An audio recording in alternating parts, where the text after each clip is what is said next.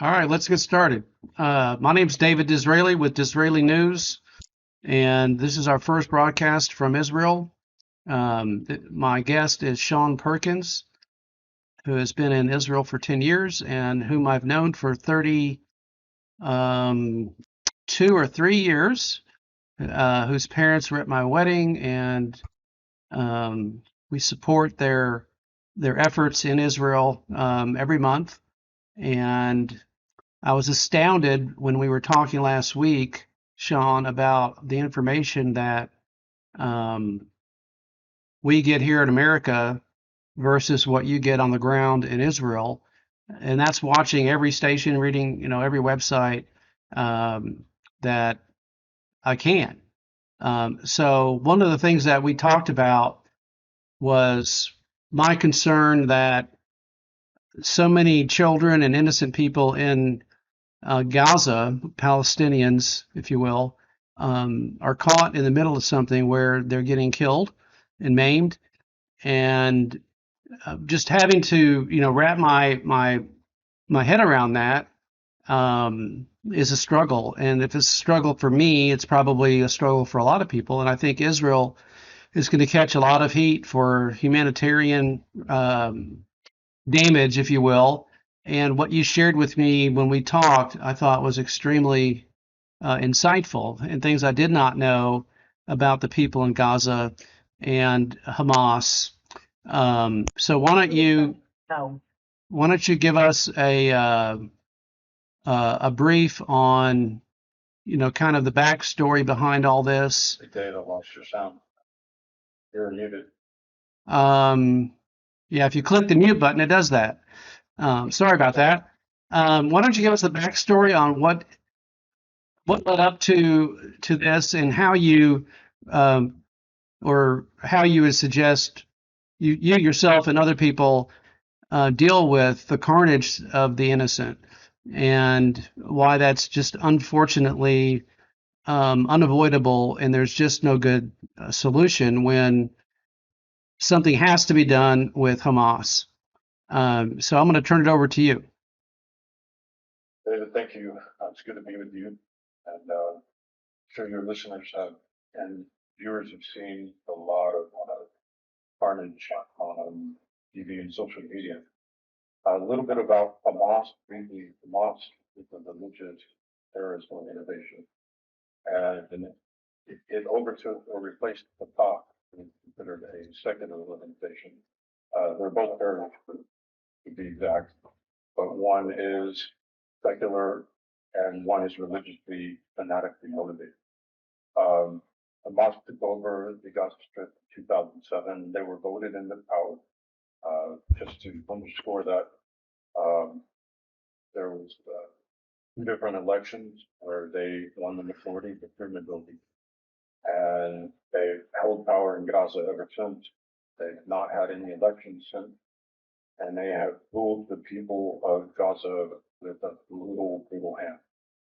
Um, Hamas is, Wait, did you say there's not been any elections since? that's correct. So there's no way to oust them. There's no way they could be removed by the Palestinian people that voted them in originally. Exactly. They are a totalitarian regime.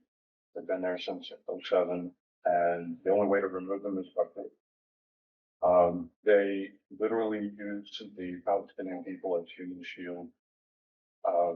I would say, in my language, they view the Palestinian people as a natural resource and a commodity to be spent, and that's how they treat the Palestinian people. Um, they also infect the people with propaganda, especially the younger people.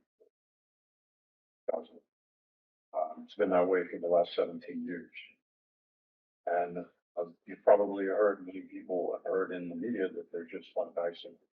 They are Sunni Muslim, and they are exactly like ISIS. They've been beheading people since they've been in power, but it's not been broadcast to the world until recently.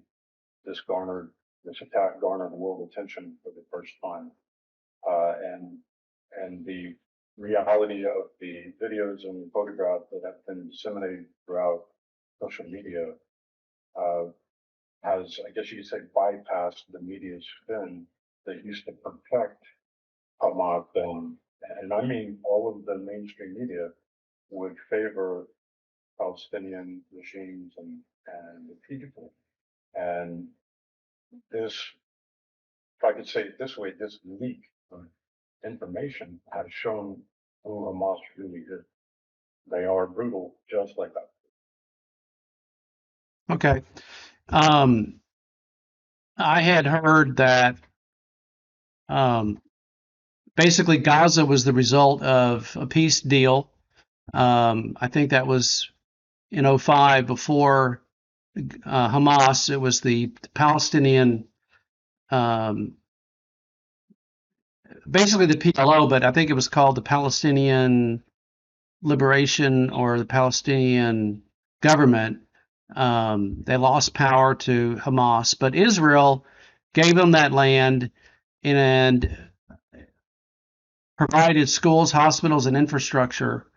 And they basically uh, trashed the place or didn't take care of it. I mean, I'm assuming that coastline means you could actually have resorts there, right?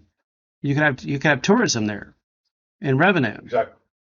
So Because uh, of what, sorry, go ahead. no, I just don't understand why they would take a gift like that and turn it into a garbage dump. Newsweek recently said that Gaza could have been Singapore. And they certainly had the potential. Gaza was a garden. It was one of the nicest places in Israel before it was turned over to Hamas. When it was still considered part of the state of Israel, um, it was where the nicest beaches were, the nicest resorts were. This is where a lot of people went to spend the weekend on vacation. The Gazans there used to have nice cars, nice homes, and nice jobs.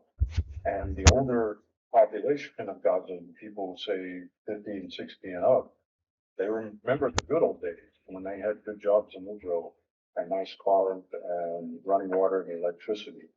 The younger people, say 30 and under, they don't know those days. They grew up under the brutal hand of Hamas, rolling blackouts, no fuel, no water. A lot of people think this is Israel's fault, but it had to be done to protect Israel from a regime that has vowed and pledged itself to Israel's total annihilation and the total annihilation of the Jewish people and Christians, I might add. It's in both the Quran and the Hamas Charter that Muslims, that they're going to be dedicated Muslims, Muslims, mute some of the people joining this video. Can you still see me, Dave? Yeah. Okay. It's in the Hamas Charter, which anyone can look up online in English and see the language that they use. Well, wait a minute. Why would Israel continue to sell power and water and allow commerce in and out?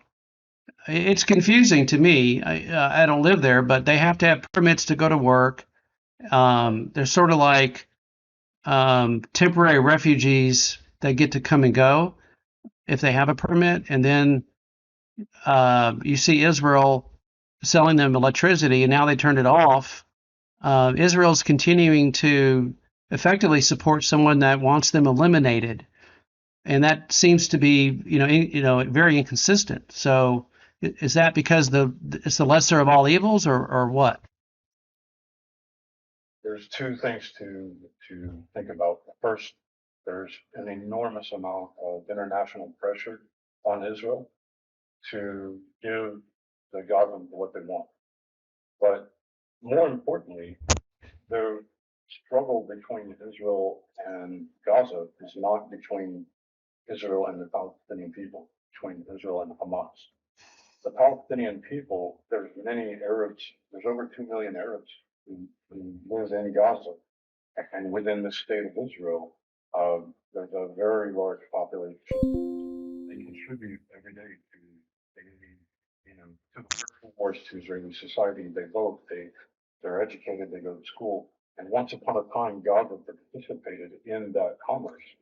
Israel is a generous government and nation and has been over the years, much to the, I guess, confusion or maybe even dismay to the liberal media that disagrees with this narrative. But the history shows that Israel has always extended uh, a desire for peace with its neighbor. And Hamas uses the people as human shield and a platform from which they can launch rockets upon Israel. Unfortunately, the votes of the people of Gaza have consequences. They voted Hamas into power, and they've been under the brutal regime of Hamas ever since. But even up until the day of the attack, people who had work permits were coming to Israel. Now that was on a Shabbat, but the day before, people were permitted to enter Israel through the Rafah crossing and go to work, just as they have been for 17 years. And the only time that's been interrupted is when we had attacks from Hamas. And this is free. The electricity and water, Gaza does not have the money to pay for this. Israel has been allowing that to go to them, and they're just accumulating a bill that they can't pay. But Israel is still providing. It has consistently for 17 years. The only time it's been interrupted is when we have huge rocket barrages or some kind of, you know, a war exchange with them. The last 2 years, they've all been what we call military action, but this is an actual war. So all the fuel, water, food supplies, everything was cut off as an effort to lay siege to Hamas, not to afflict the Palestinian people. In fact, as we speak, there's a huge effort going on in the northern part of Gaza right now for Israel to allow as long as they can make sure that it doesn't reach the hand of Hamas. And Israel has pledged to thwart that effort if anything does reach Hamas. But they've tried so hard to make sure that the Palestinian people were not targeted by dropping leaflets, sending SMS messages and robocalls to every phone, informing residents when a bomb is going to drop on their building, 24 hours notice, or at least sometimes a couple of hours notice. People have time to get out. What's happening is Hamas is preventing their exit as much as leaving or using bulldozers to make roadblocks to prevent their exit. Recently, there was a bomb on the road south where Israel told the people to flee. They did begin to flee. Um, Hamas told everyone Israel was bombing those cars that were fleeing, but they didn't expect that somebody would have a helmet cam from, I think it was a scooter. I saw the video. And it's clear that the origin of the bomb was from a flatbed truck. It's not Israel bombing anybody. It's Hamas bombing their own people to make Israel look bad. Wow. This is this is the regime we're dealing with, and it's impossible to negotiate or make peace with a regime that has vowed your annihilation. It's impossible. Absolutely. So I presume that the reason they haven't gone in on the ground is because there's still hope that they can either find, locate, and rescue the hostages, whatever that number is, or reach a deal with the Palestinian Authority. Is there any first of all, is that true? And my second question is, does the Palestinian Authority that's still communicating with Israel in the West Bank, do they have any influence over Hamas, or do they have any contact with Hamas? They're all Arabs. I assume they call each other. They are not friends, but they do work together.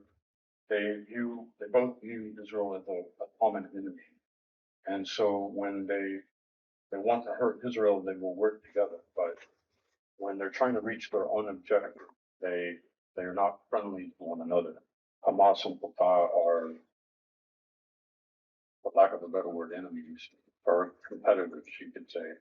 Hamas wants to dominate all of the Palestinian area, and Fatah ruled most of the West Bank. Hamas ruled Gaza. Um, now, could you repeat the first part of your question? Do you agree that the reason Israel's been parked on the border for 3 or 4 days now and not moving is because they still think they can rescue a few hundred people from the hands of Hamas that have been taken hostage?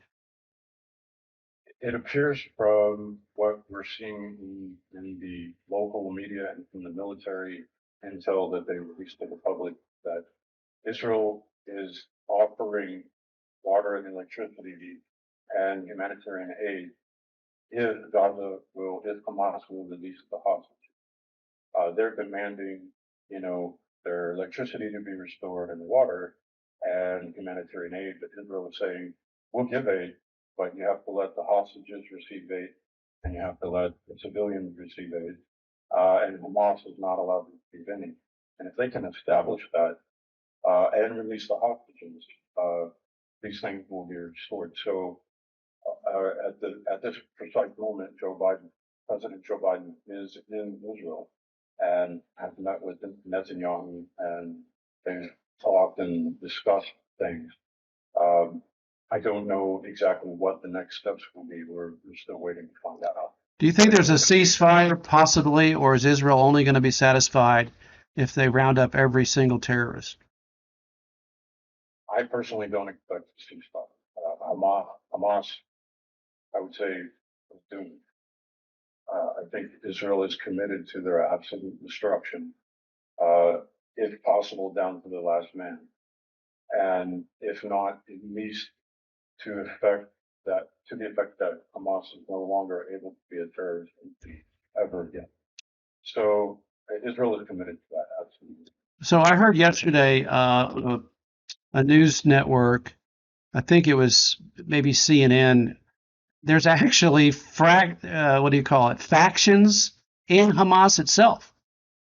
It's not necessarily one group that's all coordinated. There's 16 different flavors of Hamas. Have you heard that? Is that true? I personally haven't heard that. It wouldn't surprise me though. Islamic Jihad is another terrorist entity in Gaza, and they also are not friends with Hamas, but again, they work together. As that old saying goes, my enemy is my friend. So they tolerate each other, and they both compete against each other for dominance in Gaza. Hamas definitely has the majority as far as if you could call it leadership. Um, but there's factions there too. You have two Sunni terrorist entities, both funded by Iran. They both want dominance in Gaza. They don't like each other, but they both work simultaneously to attack Israel. So it wouldn't surprise me if there's factions within Hamas. I wouldn't doubt it.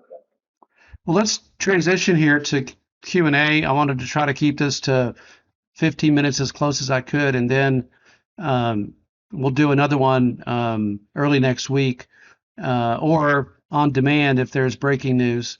In the chat box, you can type in your questions for me or Sean, probably Sean, and I will also let you know how to support this organization in Israel. Our foundation is tax exempt 501c3 here in the U.S., based in Austin or Cedar Park, which is a suburb of Jerusalem. Uh, and well, I'm here, but my heart's in Israel, so I'm a dual citizen. We will provide 100% of what we receive to tzedakah, which is in the humanitarian. Why don't you give a 60-second commercial before we go to Q&A on what you guys do in Israel? Our organization is called Tzedakah International. We call it TCI, TCI Israel. TCI, Tzedakah, first of all, means righteousness, but in this case, it means charity.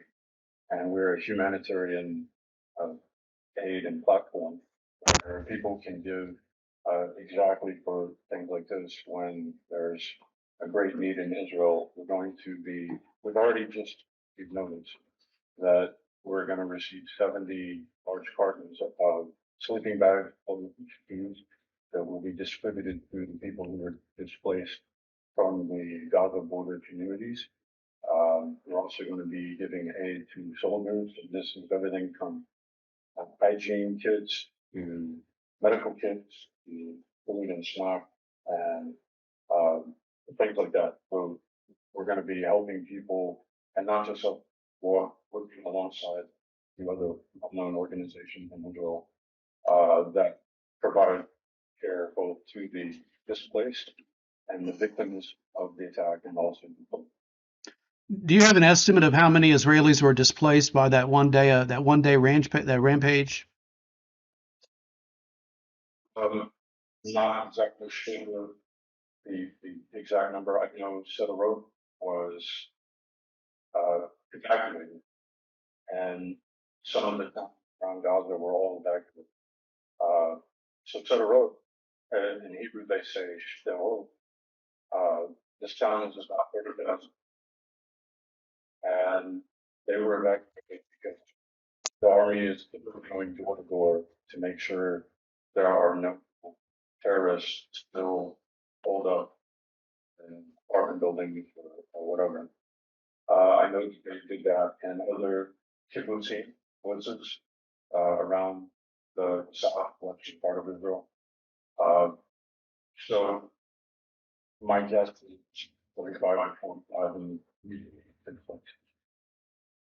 Say the last part again. I would say easily 35 to 40,000. Sderot is 2001, and many cities were evacuated. Some of these towns are small, but which might only have 2 or 3, 400 people. But when you combine them all, I would imagine usually not to 40,000 people, probably more. Okay, well, it looks like we're out of time, and there's no questions right now. The giving link I will post and leave it up for a minute or two. While I'm doing that, did you have anything else that you thought was timely and important? I'd like to say something. I'm helping with this, we're part of Tzedakah International, but I met with a lot of people at the hotel here in South Israel, and they were full of people from Sderot, and they had like 100 kids there. They all left their homes just with clothes on their backs. Many of them didn't even have anything to sleep in. So we're in dire need here. There's been over 360,000 soldiers called up, and they came in just right away, and they don't even have time to pay for their uniforms and stuff. There's been so many that just came, at the last minute. So they really need help. And so this is what we're trying to do, is collect items for these people. And, whoever you can tell about it or send to your friends, let us know, this is really, really important here. It's going to get worse, is what they're thinking. So I imagine it is. I mean, it's probably not even started, but that's why I was asking if there was even a faint hope of a ceasefire. But I think the government of Israel and the people of Israel have had enough. They just had enough, and there's no good solution where everybody wins. There just isn't. There is international pressure mounting on Israel for a ceasefire. The UN Secretary General just today demanded a ceasefire. We'll see how that plays out with President Biden here, unless some serious objectives are met in a short amount of time. I'm going to see that happen. Well, Sean, I appreciate your time, and Andrea, your input. I will post the video replay. I will post the giving link, and I'll announce when our next podcast is going to take place. You guys have a great day and stay safe. thank you. Appreciate it. Bye-bye. Bye, everybody.